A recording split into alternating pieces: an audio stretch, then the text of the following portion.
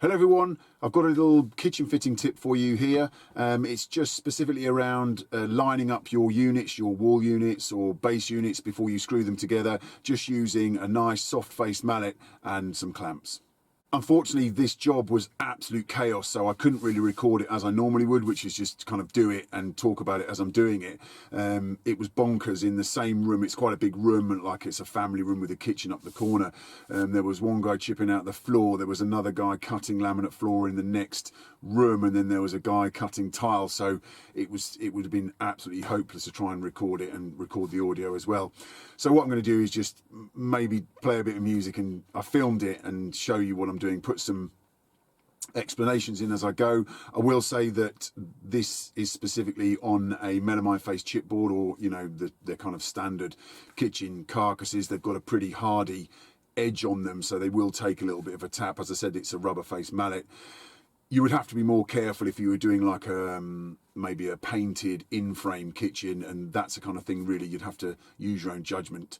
So here it comes. Apologies if it's obvious, and I hope you find it useful.